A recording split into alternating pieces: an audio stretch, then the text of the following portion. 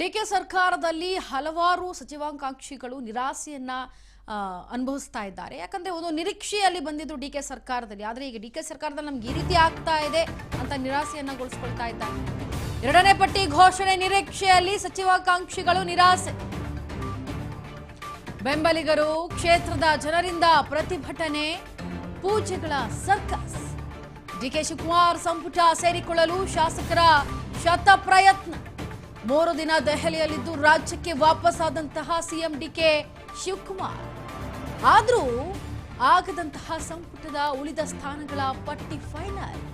KPCC ಅಧ್ಯಕ್ಷರ ಪದಗ್ರಹಣ ಕಾರ್ಯಕ್ರಮ ನಂತರ ಚರ್ಚೆ ಆಗುವಂತಹ ಸಾಧ್ಯತೆ ಇದೆ. ಜೂನ್ 21ರಂದು ನಡೆಯಲಿರುವಂತಹ ಕೆಪಿಸಿಸಿ ಅಧ್ಯಕ್ಷರ ಪದಗ್ರಹಣ. ಎಸ್ ನೋಡಿ, ಎರಡನೇ ಪಟ್ಟಿ ಘೋಷಣೆ ನಿರೀಕ್ಷೆಯಲ್ಲಿದ್ದಾರೆ ಸಚಿವಾಕಾಂಕ್ಷಿಗಳು. ಯಾಕಂತಂದ್ರೆ ಈಗ ಮೊದಲನೇ ಪಟ್ಟಿಯಲ್ಲಿ ಏನು 13 ಜನರ ಹೆಸರನ್ನ ಘೋಷಣೆ ಮಾಡಲಾಯಿತು, ಅವರೆಲ್ಲರೂ ಕೂಡ ಪ್ರಮಾಣ ವಚನವನ್ನ ಸ್ವೀಕಾರ ಮಾಡಾಯಿತು. ಈಗ ಎರಡನೇ ಪಟ್ಟಿಯ ಘೋಷಣೆಯನ್ನ ಮಾಡಬೇಕು ಆ ನಿರೀಕ್ಷೆಯಲ್ಲಿ ಎಲ್ಲರೂ ಕೂಡ ಸಚಿವಾಕಾಂಕ್ಷಿಗಳಿದ್ದಾರೆ. ಅವರಿಗೆ ಈಗ ನಿರಾಸೆಯಾಗಿದೆ. ಯಾಕಂದ್ರೆ ದೆಹಲಿಯಲ್ಲಿ ಒಂದಷ್ಟು ಮಾತನ್ನ ಆಡೋದಕ್ಕೆ ಸಿಎಂ ಡಿಕೆ ಶಿವಕುಮಾರ್ ಅವರು ಠಿಕಾಣಿಯನ್ನ ಹೂಡಿದ್ರು. 3 ದಿನಗಳ ಆದ ನಂತರ ಈಗ ಮತ್ತೆ ರಾಜ್ಯಕ್ಕೆ ಮರಳಿದ್ದಾರೆ. ಬೆಂಬಲಿಗರ ಕ್ಷೇತ್ರದ ಜನರಿಂದ ಪ್ರತಿಭಟನೆ, ಪೂಜೆಗಳು, ಸರ್ಕಸ್ ಕೂಡ ನಡೀತಾ ಇದೆ. ಒಂದ್ ಕಡೆ ನಮಗೆ ಸ್ಥಾನ ಬೇಕು, ಸಚಿವ ಸ್ಥಾನ ಬೇಕು, ಮಂತ್ರಿಗಿರಿ ಬೇಕು ಅಂತೇಳಿ ಪಟ್ಟು ಹಿಡಿದು ಕೂತಿರೋರು ಒಂದಷ್ಟು ಜನ ಪೂಜೆ ಪುನಸ್ಕಾರಗಳನ್ನ ಕೂಡ ಮಾಡ್ತಾ ಇದ್ದಾರೆ.